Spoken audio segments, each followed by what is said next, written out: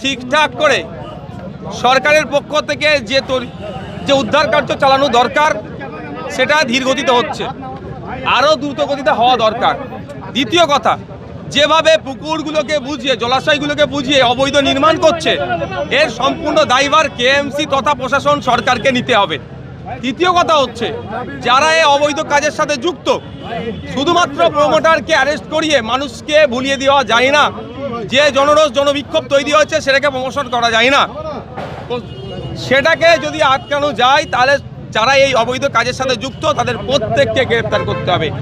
সে তার মধ্যে বড় রেজিগনেশন কেউ আসতে পারে, সেটা আসলেও সেটা দেখার দরকার নেই।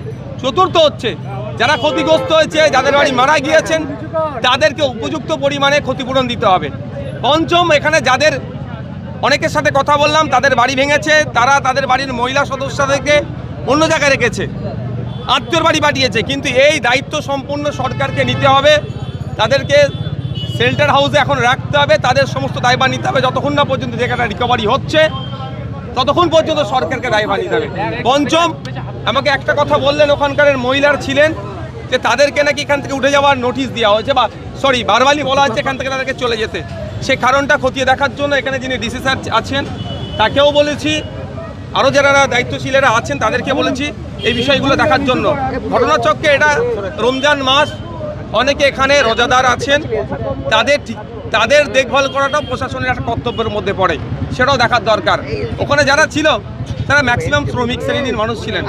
এমন একটা কথা আছে, ইললিগাল সাথে সাথে যে মেটেরিয়াল দেওয়ার কথা সেগুলো ঠিকঠাক দেয় না।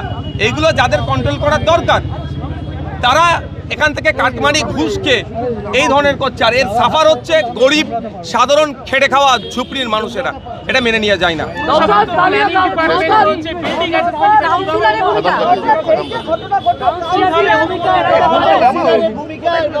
দেখুন, আজকে মেয়র, কাউন্সিলর, মুখ্যমন্ত্রী পর্যন্ত অনেক কথা বলছেন।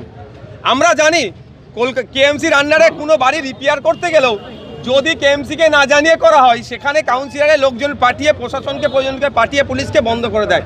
একটা 5-6 তলা বাড়ি হচ্ছে, এখানে কাউন্সিলর মেয়রের কাছে খবর যায় না।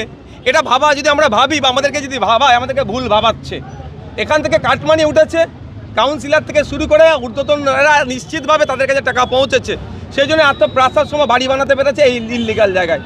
আমরা জানি এই যে রাস্তা যেখানে আমি গিয়েছিলাম 4-5 ফুটের গলি, ওর ভিতরে কিভাবে একটা 5 তলা বাড়ির পারমিশন তো দূরের কথা কিভাবে তৈরি হচ্ছে। এখানে যারা নির্বাচিত জনপ্রতিনিধি তারা কি করছেন, যে ইললিগাল কাজটা হচ্ছে তাদের কাজটা কি? মানুষের ভোটে জিতেছে না জিতেছে সে পরের প্রশ্ন, কথা পরের প্রশ্ন, ভোট লুট হয়েছে সেটা পরের প্রশ্ন, কিন্তু তার হাতে যখন এখন সার্টিফিকেট আছে তার কাজটা হচ্ছে যে এখানে কোনো ইললিগাল কাজ হলে সেটা সর্বপ্রথম তার দরকার হচ্ছে আটকানো।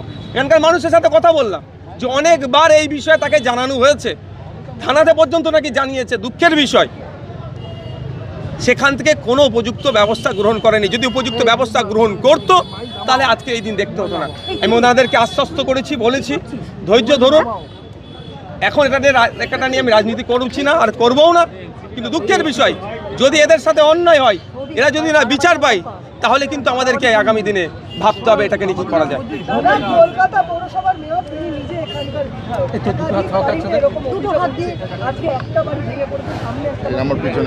আগামী দিনে কটা ভাঙবে সেটা তো বিপদের কারণ হয়ে দাঁড়াবে না, সেটা এখন যদি এটা থেকে শিক্ষা নাই মেয়র আমাদের এখানকার বর্তমান তিনি বিধায়ক এবং মন্ত্রী, আশা করব তার কাছে আমি আবেদন করছি যে ক্ষতি হয়েছে আগামী দিনে ক্ষতি হবে না। যে সমস্ত ইললিগাল বাড়িগুলো আছে সেগুলোকে নোটিশ ধরান, দ্রুত তার বিরুদ্ধে ব্যবস্থা গ্রহণ করুন। দাদা, এর পাশে আপনি যেখানে দাঁড়িয়ে আছেন তার পাশেই একটি বাড়ি, না ওই ধরনের কোনো কথা আমাকে নিখোঁজের কথা এখনো কেউ জানায়নি, তবে বেশ কিছু তাদের তিক্ত অভিজ্ঞতার কথা শুনিয়েছে, সেগুলো আপনাদেরকে শোনালাম।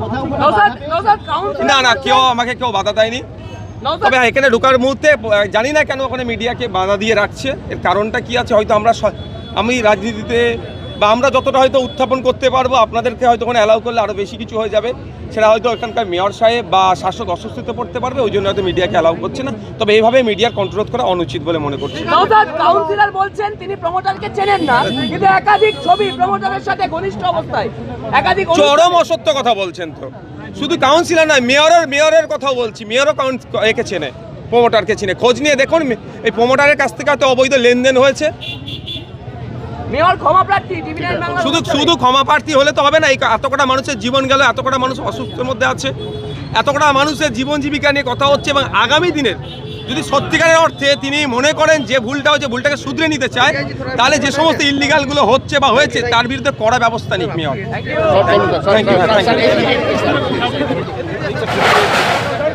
এই